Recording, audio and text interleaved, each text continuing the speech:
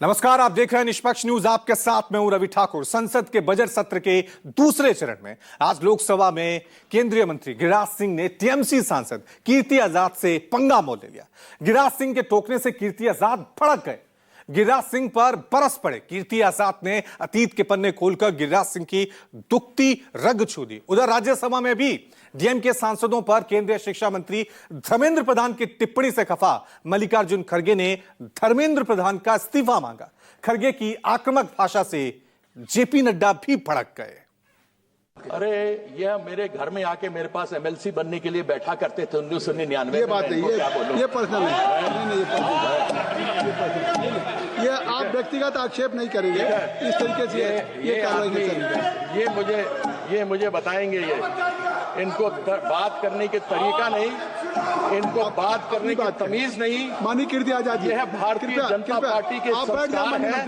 आप कृपया, ये भारतीय जनता पार्टी के संस्कार है। बैठ जाइए। जिनको बात करने का तमीज नहीं, आप अपने से बड़ों से कैसी बात की जाती है इनको ये नहीं मालूम। आप अपने सदन में किस तरीके से बात की जाती है इनको ये नहीं मालूम।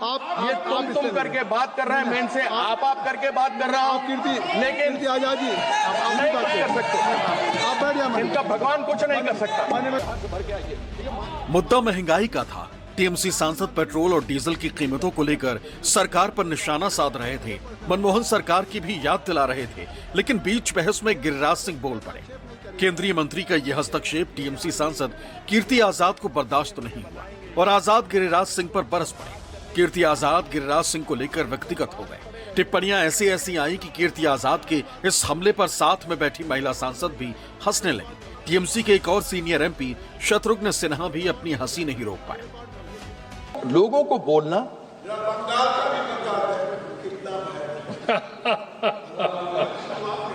अध्यक्ष, इनका जवाब दे दूं? आप कहें तो दे दीजिए। सबसे कम दाम अगर पेट्रोल और डीजल के कहीं किसी राज्य में है तो वो पश्चिम बंगाल के अंदर जाइए। गिरिराज जी अपने बिहार से भर के आइए। ठीक है।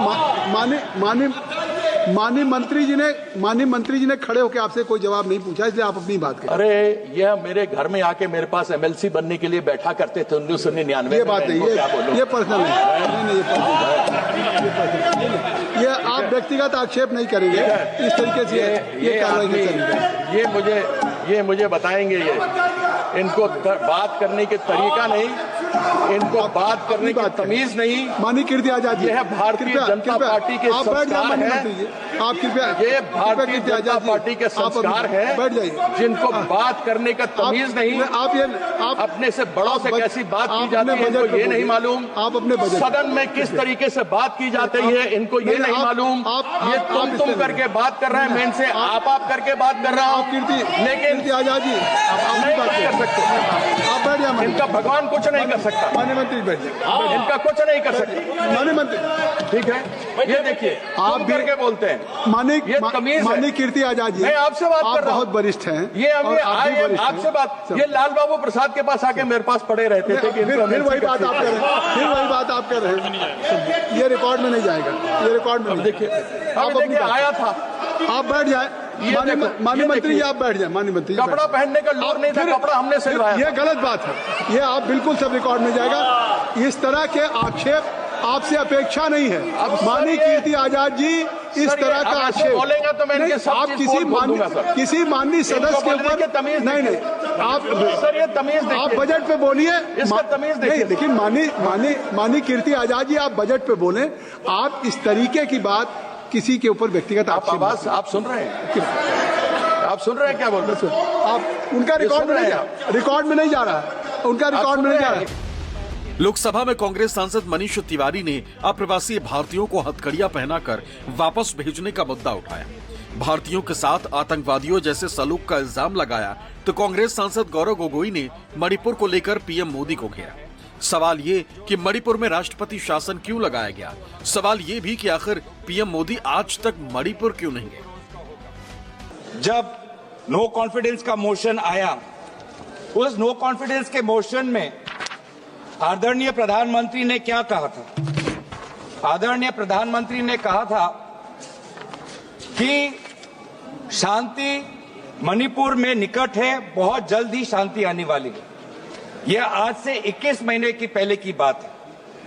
लेकिन आज हमने फरवरी 13, 2025 को क्या देखा कि आर्टिकल 356 मतलब राष्ट्रपति शासन मणिपुर में लागू हो। सर, ये हमारे देश के लिए बहुत ही संवेदनशील मामला है और मैं चाहूंगा, क्योंकि प्रधानमंत्री मोदी जी ने खुद 2023 के नो कॉन्फिडेंस अविश्वास प्रस्ताव में स्वयं कहा कि शांति निकट है, मणिपुर में शांति आने ही वाली है, तो पहले प्रधानमंत्री हमको बताए कि राष्ट्रपति शासन लागू क्यों हुआ और प्रधानमंत्री हमको बताए कि वो आज तक मणिपुर क्यों नहीं गए। मणिपुर क्यों नहीं गए? एक मिनट, अभी सर, मणिपुर का बजट अभी एक मिनट अभी एक मिनट मैं आपको एक मिनट, आप प्लीज बैठिए, एक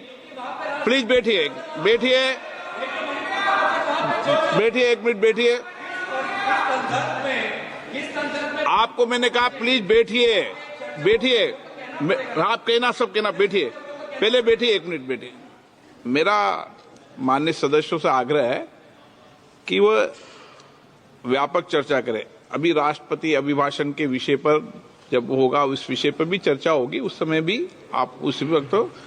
अभी हमें कोशिश करना चाहिए कि हम बजट के परिप्रेक्ष्य में ही चर्चा करें। जी, मणिपुर का बजट, मणिपुर के विधानसभा में क्यों चर्चा नहीं हो रहा? और आज भी विधानसभा की स्थिति क्या है? चंदन जी, आज भी विधानसभा की स्थिति क्या है? आज वहां पे हमको पता है कि स्टेट असेंबली डिसॉल्व हुआ है या स्टेट असेंबली सस्पेंडेड एनिमेशन में है। हम तो चाहते हैं कि आज केंद्रीय गृह मंत्री चर्चा में भाग ले और हमें बताए कि विधानसभा की स्थिति क्या है।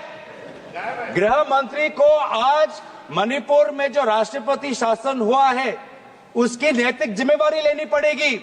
और मैं आदरणीय गृह मंत्री से आवेदन करता हूं कि आज जो मणिपुर में उनकी जो विफलता हुई है उसके संदर्भ में अपना राजधर्म पालन करें, जब आज से 2 साल पहले, अभी वित्त मंत्री, आज से 2 साल, मैं आपको देख के वो बोल रहा हूँ, आज से 2 साल पहले बताओ, वो विषय है जब बताना उनको। आज से 2 साल पहले जब मणिपुर में अशांति का वातावरण हुआ था तो गृह मंत्री वहां जाके बोले कि मैं जल्द वापस आऊंगा।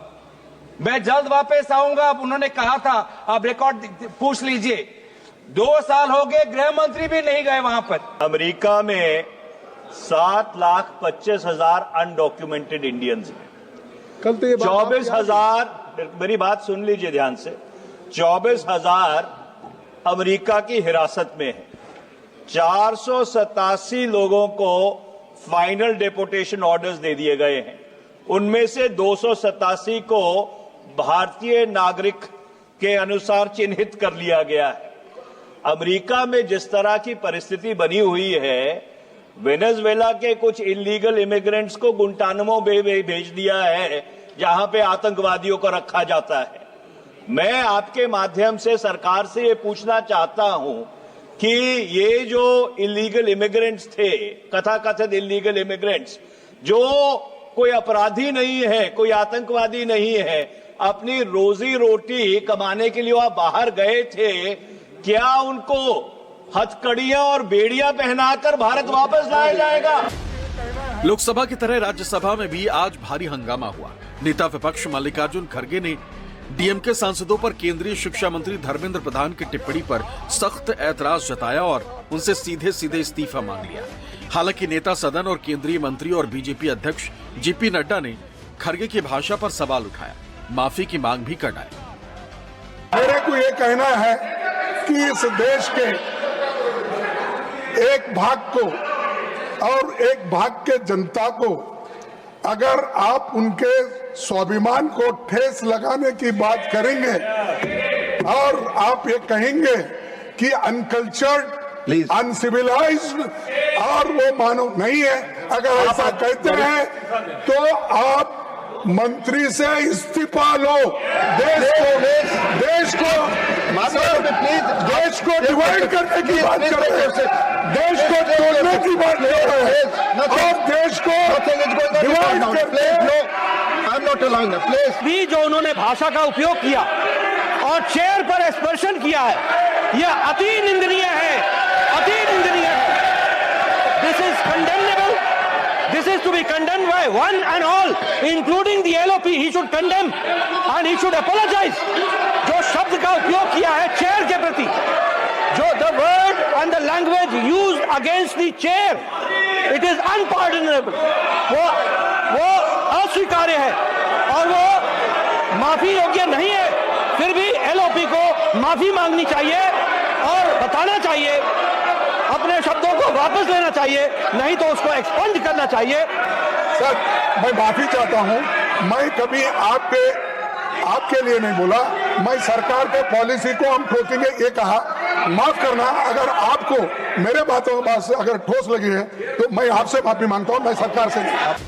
खड़गे के आक्रामक तेवर और उनकी टिप्पणी से उठे विवाद पर राज्यसभा में जबरदस्त हंगामा हुआ। उपसभापति को भी सदन में शांति बहाली के लिए मशक्कत करनी पड़ी। कुमार गौरव, दिल्ली, न्यूज़ 24।